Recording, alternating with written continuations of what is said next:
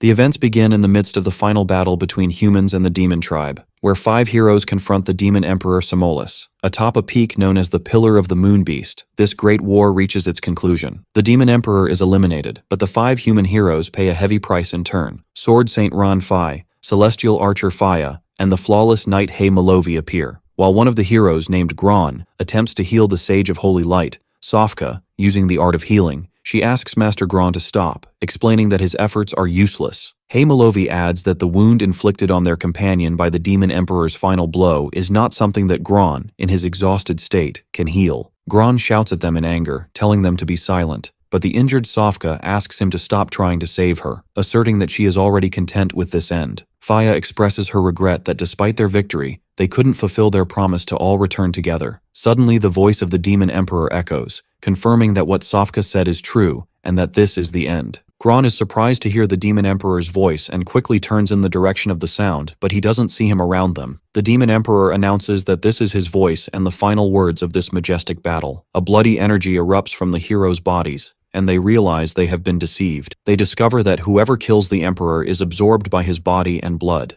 The emperor explains that this is his true ability, which he prefers to call his evolution. The emperor declares that those who defeated him are worthy of becoming his new bodies, and that he will use them all in his great quest to annihilate all life in the world, especially the body of the strongest human, Gron. Hei Malovi shouts Gron's name, trying to break free from the demon emperor's power before it consumes him, but he fails. He tells Gron that he would rather die by his hand than become a tool of slaughter in the emperor's hands. The demon emperor tries to dissuade Gron from this absurd idea of killing his comrades, reminding him that Malovi is his only remaining family. But Malovi shouts at Gron to hurry and do it because he can no longer hold on. Gron stands facing his brother, who is being consumed by darkness, his sword in hand, while the demon emperor's voice pleads with him not to let the tragedy of a brother killing a brother happen. Malovi mocks Gron, asking why his sword is trembling and if he can't bring himself to kill him. The demon emperor explains that resistance is futile because the right side of Malovi's body has already been absorbed. Malovi regains control for a moment to tell Gron that he is happy his hesitation is not due to weakness. Malovi lunged towards Gron's sword, impaling his chest and ending his own life, as if to spare Gron from future remorse, and told Gron that only the cruel and deadly deserve such power. He then reveals Gron's innate ability, the Sea of Corpses and Blood, which allows him to gain permanent power for every life he takes. Faya screams Gron's name in a panic as he grips his sword tightly. In her final moments, Faya urges Gron not to let Malovi's sacrifice be in vain, and Ran asks him to do what he must, entrusting him with the care of his sister. Marks appear on Gron's face, symbolizing the 3 souls he has taken. The Emperor's voice taunts him, asking why he did it, explaining that the power gained from 3 lives was only enough to free his right hand. Gron replies that 1 hand is enough to solve the final problem. In a sudden move, Gron raises his sword to cut off his own head, surprising the Emperor, who sarcastically asks if this is his solution. The Emperor shouts in anger, telling him to stop testing his patience. In the midst of this conflict, the Emperor grabs Gron's sword before he can cut his own head, using Gron's left hand, which he controls,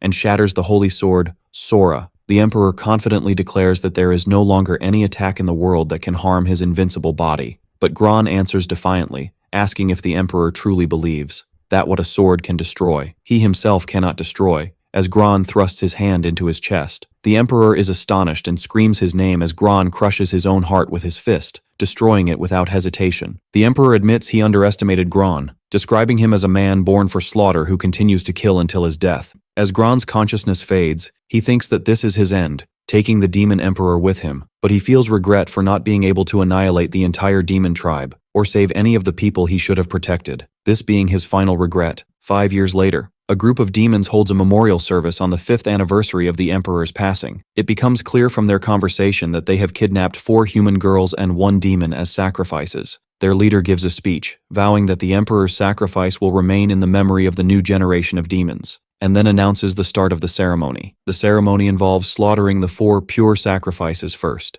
then shedding the blood of a demon as an offering to the Emperor. At this moment, the demonic sacrifice, who is actually Gron's consciousness, wakes up, wondering where he is, and how he did not die. The leader grabs him and shouts at him not to move, calling him scum, and the weakest of demons, unworthy of even a name. Gron looks at himself in shock and disbelief, realizing he has become a demon. The leader tells him that being offered as a sacrifice is the greatest honor he could ever receive. As the demon leader brings his weapon down, Gron dodges the blow at the last second, which results in his bound hand being severed. The leader shouts in anger, believing Gron has ruined everything with his movement, then wonders if he did it on purpose. Gron gives the leader a sharp look and asks if he still doesn't recognize him, causing the leader to freeze in shock and begin to question Gron's true identity. A series of flashbacks begins, showing the same leader in the past ordering a novice to the back and commanding them to row hard because the four masters are watching. The flashbacks reveal a surprise attack launched by the demon fleet from the sea in the year 312 of the New Era, a battle that erupted so suddenly that no human arrived in time to intercept the fleet. Facing this threat, one man stands alone to stop the demon army. Known by many titles including the head healer of the Sect of Mercy and the demon-slaying madman, the Demon King descends, his booming voice echoing, "All soldiers, hear my command." The events quickly return to after that battle, where the leader is reporting that everyone has died, except for Lord Shu. A summary of the battle's results is shown, indicating that 3 of the Demon Kings were killed, while the King of Immortality, Shu, survived. The leader sees Gron standing over the corpses of his demon comrades, his body covered in their blood. In another scene, the leader remembers how Gron could easily dismantle the shelled demons by targeting their joints. Returning to the present, Gron realizes his Sea of Corpses and Blood ability has been reset to 0. When the other demons at the ceremony attack him, Gron fights back and kills 9 of them with a single blow. Gron notes that these demons are extremely weak and that eliminating 9 of them has granted him very little power. His innate ability is explained again. His power permanently increases with every life he takes, with the amount of increase depending on the target's strength. Gron grabs one of the demons, who screams in pain, begging him to let go. Gron approached the 4 women who had been offered as sacrifices with heavy steps, his eyes gleaming with a mixture of sorrow and rage. Then, Gron tries to use the art of healing to heal his severed hand, but is shocked when his hand transforms into a monstrous, terrifying shape with snakes emerging from it. In a moment of horror and denial, Gron realizes the horrifying truth. He has not been reborn, but has been embodied in the flesh of a demon. Gron is filled with rage and disgust for this race, which he considers shameful and despicable. He finally declares that this race has no reason to exist except to be killed by his hands. Gron couldn't process what he was seeing. His eyes widened in shock, and his heart grew heavy with unbearable bitterness. A wave of nausea washed over him before he choked and vomited from the shock. One of the demons Gron had grabbed threatens to torture him until he screams as miserably as a human before killing him. The demon growled, brandishing the consequences, and called him the weakest of demons. As for Gron, he sank into silence, wondering inwardly why he had ended up in this state. While the demon thinks Gron seems different than before, he decides to be crueler to intimidate him. Gron lunged forward with a decisive move, ending the demon's argument by tearing his body in half. Gron accepts his new fate, thinking that as long as he can continue to slaughter demons, he has nothing to complain about. After finishing off the remaining demons, Gron remembers hearing them say that 5 years have passed since he defeated the Demon Emperor. He decides he must first find a place to settle down and investigate the current state of the world. Gron recognizes the skull of the troll, Yuan Shan, realizing he is on the plane where he previously fought this massive creature. He notes that later generations of demons have built a fortress on the troll's bones. A wide shot shows the massive skeleton of the troll, Yuan Shan, and the fortress built upon it. Gron finds a cave he previously used as a temporary hideout, and after confirming it is free of any demonic activity, he decides it is a safe place to hide. Inside the cave, Gron lights a fire and sits beside it. Gron recalls a memory from the past when he was traveling with his fellow heroes. Gron was crossing a river of burning lava, carrying his companions on his shoulders, enduring the heat as if it didn't affect him. In this memory, he jokingly criticized his companion, Faya's sewing skills after she made him clothes from leaves, to which she defended herself by saying resources were limited, which made the rest of the team laugh. The memory fades as he looks at a small wooden statue of one of his companions. Gron carefully placed the statue next to the others representing his comrades, wishing he could have done better at that time. Then Gron threw the wooden statue of himself into the fire, as if wanting to erase his own trace from among them. Gron watched his statue burn in the fire, as if his old self was fading with the flames, leaving behind a new beginning. His thoughts returned to the present, wondering how many people's lives have been destroyed by demons over the past 5 years.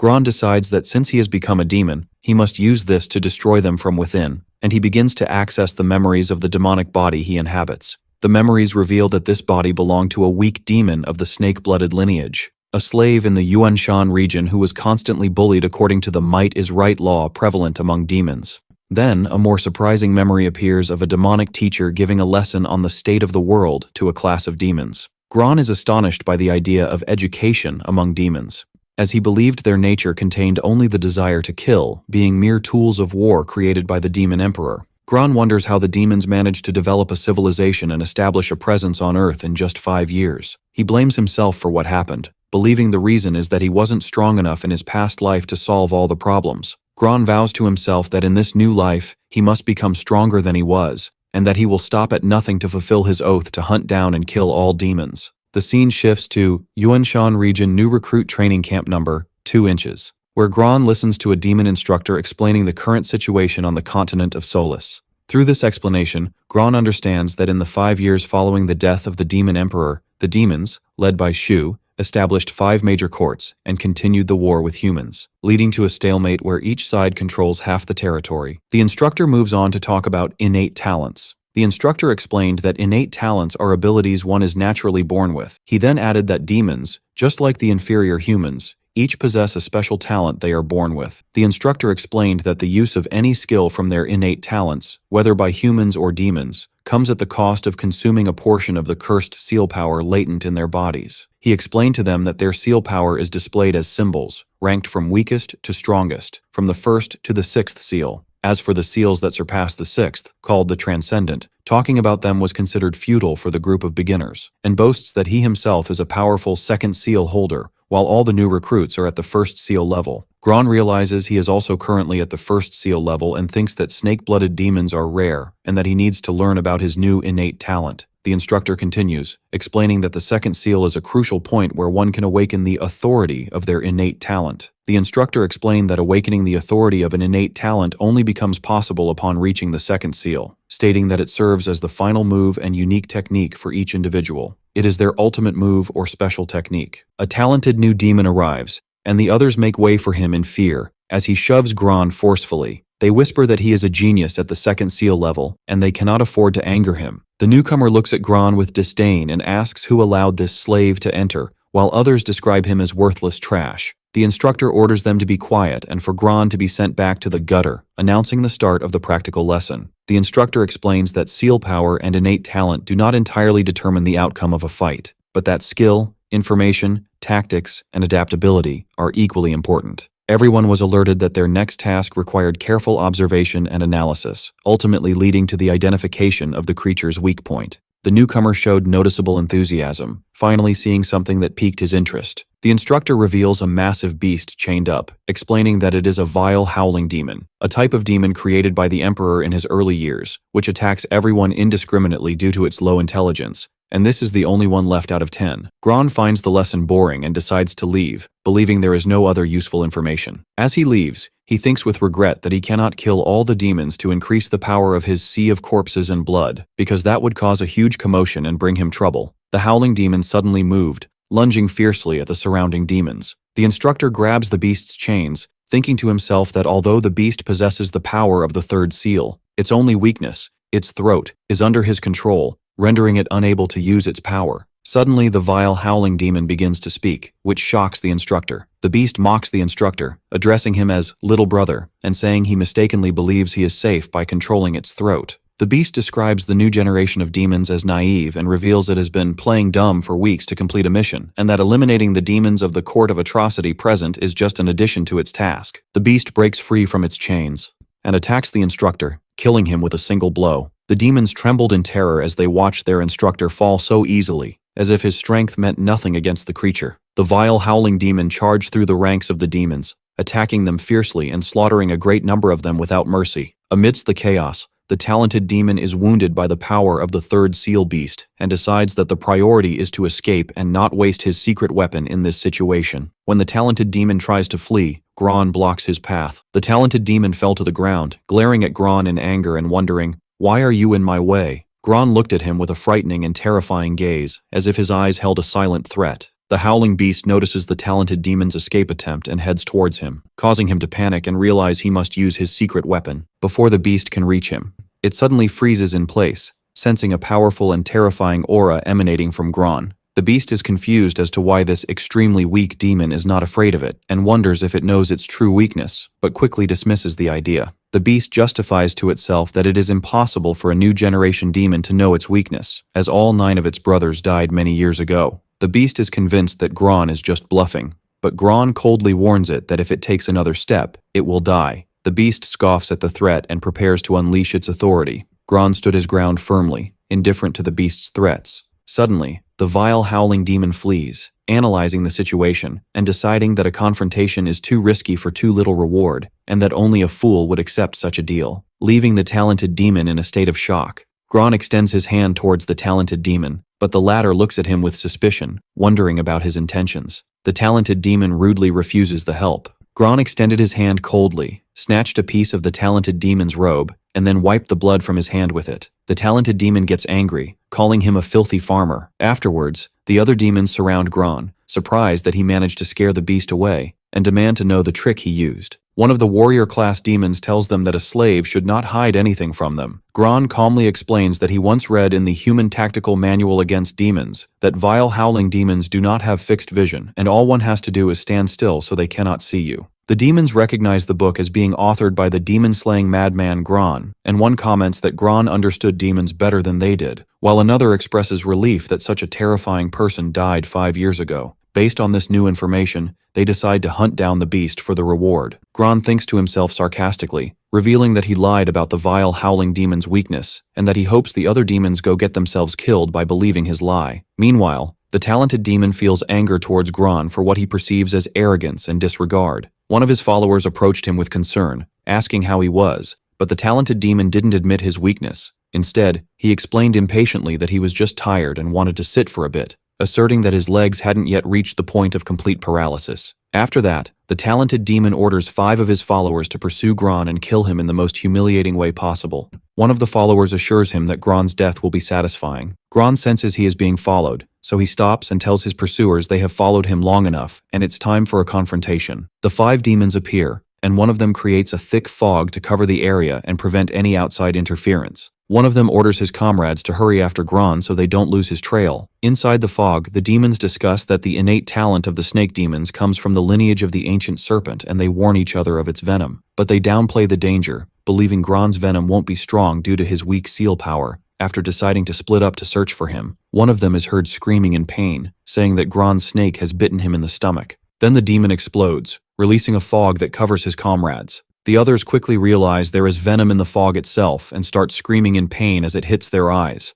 Gron reveals that he will use these 5 demons to test the abilities of his new innate talent. He uses the thermal vision ability to see clearly in the fog, then uses Serpent Strike to launch snake-like attacks with his arms. Gron is impressed by the tactical options his new lineage provides compared to his past life. The red demon uses his power to push the fog away from him. After the fog clears, Gron faces the last 2 remaining demons, who mock him and consider him nothing without his poisonous fog. The red demon shows off his strength in an attempt to intimidate Gron. Gron looked at the red demon with eyes reflecting his impatience. Gron rushes towards him and defeats him with a single blow that pierces his heart. The other one immediately surrenders, begging not to be killed. Gron asks him for a reason, and the demon blames the yellow-haired talented demon, claiming he was only following orders. Gron finds this reason not good enough. The terrified demon suggests taking Gron to the talented demon's secret cave, which surely contains precious treasures. This idea interests Gron, as he thinks that leveling up his Sea of Corpses and Blood ability will help him reach the second seal and awaken his authority called Snake Molting, which requires a rare treasure as a sacrifice for evolution. Gron agrees to go see the cave.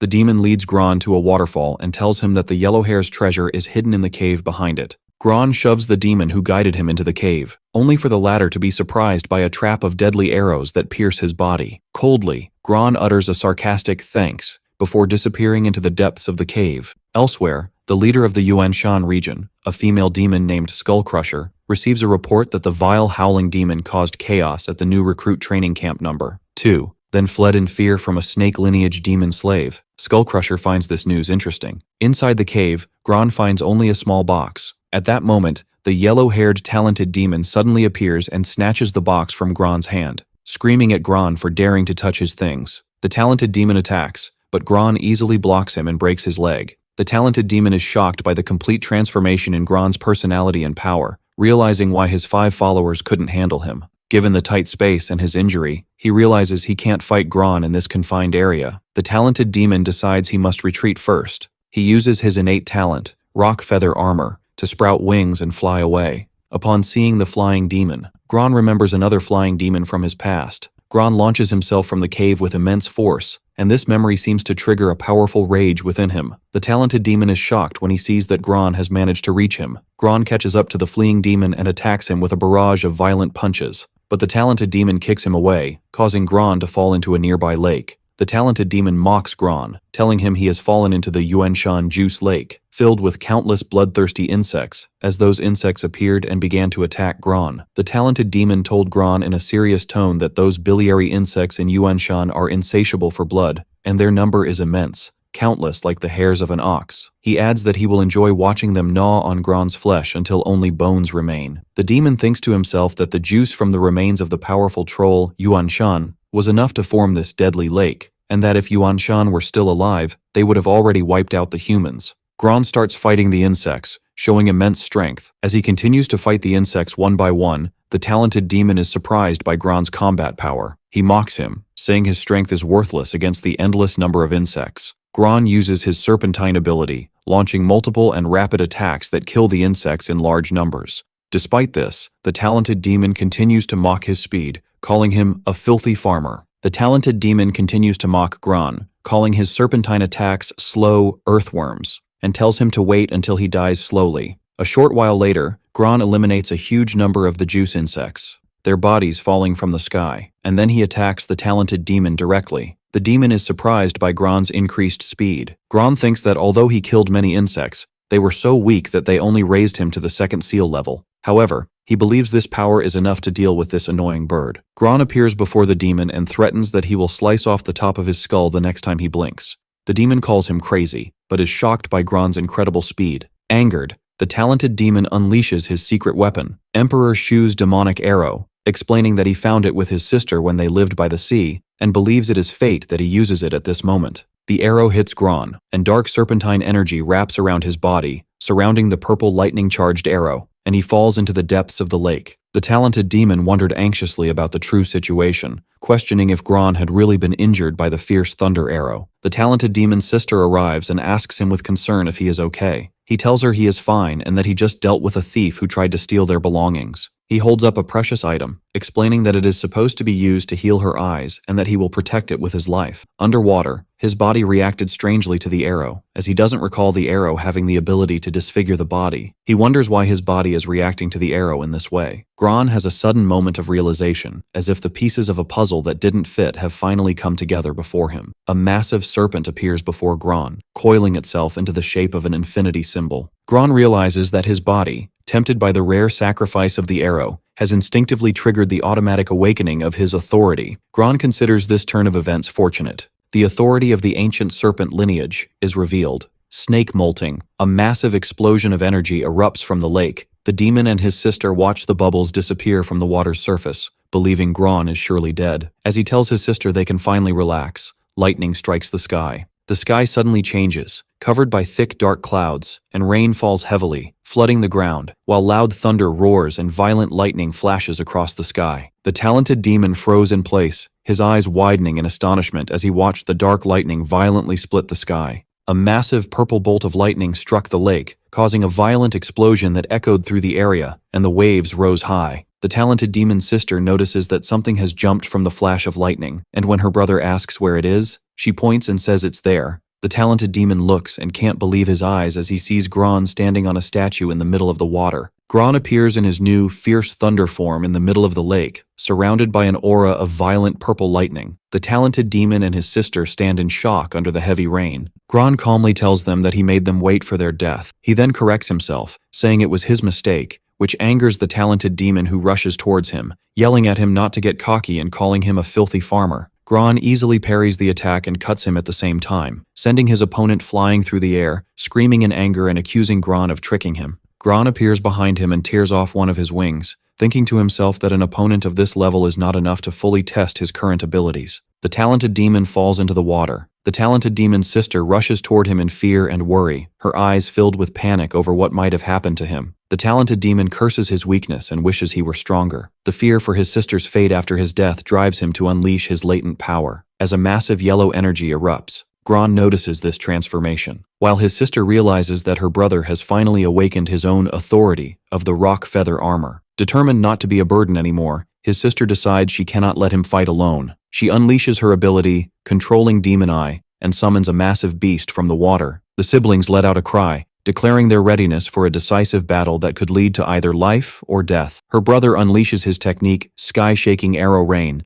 and the two launch a joint, devastating attack on Gron. Gron stands firm against the dual attack, preparing for the confrontation surrounded by purple thunder energy, then dashes towards them at full speed. Gron masterfully dodged the feather attacks launched by the talented demon. Then he approached the talented demon and kicked him in the face. Thanks to the powerful kick, the talented demon was flung through the air and cast far away from the battlefield. The beast summoned by the talented demon's sister approached, attempting to devour Gron. Gron uses the Nether Thunder Serpent Strike technique, unleashing a massive serpent-shaped attack of purple energy, and easily defeats the beast. The talented demon sees this as a perfect opportunity, and decides to use the insect corpses as cover to launch a surprise attack. Gron notices this plan, admitting that his opponent has some cunning, but Gron counters his attack using his purple energy. At that moment, his sister uses her Controlling Demon Eye, Gaze of Reinforcement ability to strengthen her brother's attack, which transforms into an enhanced technique called the Sky-Scorning Returning Drill. The talented demon notices that Gron's seal power is rapidly diminishing, assumes he is trying to defend with all his might, and confidently shouts that this blow cannot be blocked. Gron admits that his opponent's attack is praiseworthy and indeed an invincible one, and for that reason, he has no choice but to completely annihilate it. The confrontation ends with the defeat of the brother and sister, who fall into the water severely injured.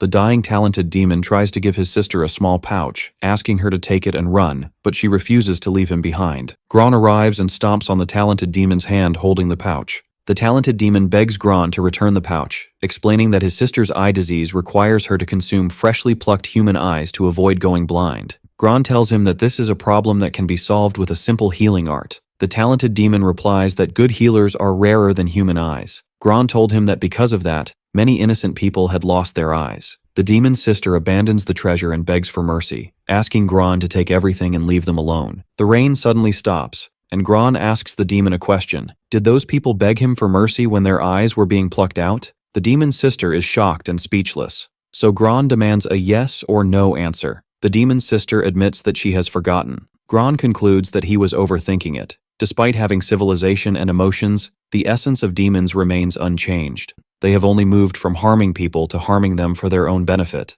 and they consider life worthless and see harming others as normal.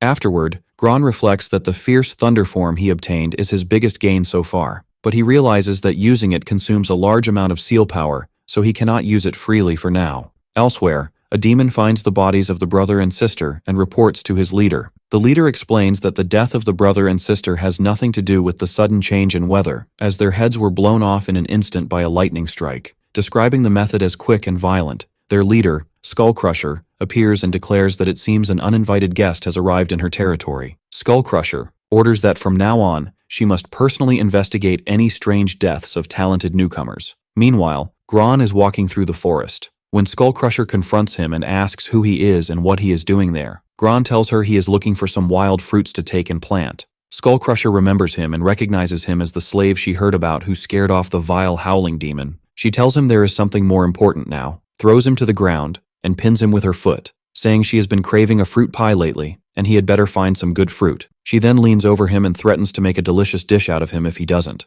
Gron uses this proximity to examine her seal power, realizing she is at the 4th seal level and is a defensive type, possessing great strength similar to his former companion, Faya. Gron analyzes the situation, considering himself now a speed-focused demon, which gives him an advantage against powerful opponents, but he lacks effective offensive means against a defensive type. He thinks with regret that if he could kill this 4th seal demoness, his Sea of Corpses and Blood ability would see a significant increase, but he realizes the gap in their power is immense, and more importantly, he doesn't know her weakness, making his chances of winning extremely slim. Despite this, he wonders how he can resist his desire to acquire her. Meanwhile, Skullcrusher is searching the Encyclopedia of Innate Talents to identify the talent used to kill the two demons. She rules out the electricity storage organ talent because the marks on the body do not match that type of electric current. She then reads about the Sea of Corpses and Blood talent, whose user's power increases with every life they kill, but she dismisses it outright as well. Gron decides he must find a way to increase his power to a level where he can kill her with a single surprise attack, without her noticing or suspecting anything. He sees two demons driving a cart, where one warns the other that the boss will kill them if she finds out about them. But the other reassures him that the place is well hidden and she won't find them. Gron watches them from a distance, thinking that this well-hidden place is perfect for him to safely increase his power. Gron arrives at the entrance of a cave, where a guard stops him and demands the black market password to enter. Inside, there is a bustling black market. Gron enters and throws the guard's head into the fire. He overhears some demons talking about how hard it is to get passwords, and one laments the old days in the Yuanshan region where they could buy humans any time, but now everything is secret. A vendor offers morning steel, a top-grade material that can make sword techniques tens of times stronger, but a customer doubts its usefulness, saying he has never heard of a blacksmith who can forge this steel. Another vendor offers seal power potions made from the hearts of two-legged creatures. One demon comments that the boss would skin the vendor 10 times over if she found out about this contraband, while another admires the goods, considering his trip worthwhile. One demon wonders why the boss banned the trade of all human products and slaves 2 years ago. Another replies that she did it under the pretext of conserving resources, thinking she has lost her mind. Gron deduces from this abnormal behavior that the boss is likely plotting something. A merchant announces the arrival of new human goods, explaining that their prices are reasonable because they are all blind except for the first one. A customer gets angry and accuses the merchant of trying to trick them with defective goods, while another adds that he heard about a brother and sister who were plucking out human eyes, concluding that this merchant must have profited from them first. The merchant tries to calm the crowd, assuring them that he will sell this batch at a clearance price. Gron steps forward and announces that he will buy them all. The merchant scoffs at him, wondering if he has the money, as he looks completely broke. Gron offers to trade them for the Fierce Thunder Arrow, and if it's not a fair deal, the merchant can consider that he said nothing. The merchant recognizes the arrow and asks Gron in a whisper if he means the yellow-haired boy's secret weapon. The merchant orders his assistant to take the humans outside while he speaks with Gron in private. The humans are called and ordered to go outside. A blind boy falls to the ground, fumbling for something he dropped when he stumbled, and is then dragged harshly outside. The guard laments his luck, as he had planned to keep one for himself as a meal. The merchant asks Gron if he is afraid that the yellow-haired boy will find out he stole his treasure. Gron admits that he is in a hurry to get rid of it. Suddenly, Gron attacks the merchant and then tortures him brutally. The merchant tries to escape with all his might, but Gron drags him back inside. He then closes the room, and soon after, blood seeps out from under the door. After Gron kills the merchant, he leaves the room, and kills all the merchant's followers in the market. Outside, one of the demons orders the humans to comply and not make any noise, threatening to pluck out their tongues and grill them. Gron suddenly appears and kills the guards in an instant. Gron thinks that now he is not completely defenseless, but he notices that the counter has already completed a cycle. A terrified little girl witnesses what happened, and considers Gron a demon among demons. A notification appears that Authority Lucky Day has failed to activate. Gron remembers that this authority is rare and has negative side effects, cannot be controlled voluntarily, and has a chance to activate automatically each time the counter completes a cycle and moves to the next number. Gron looks at the 2 remaining children, and gives the blindfolded child the item he dropped.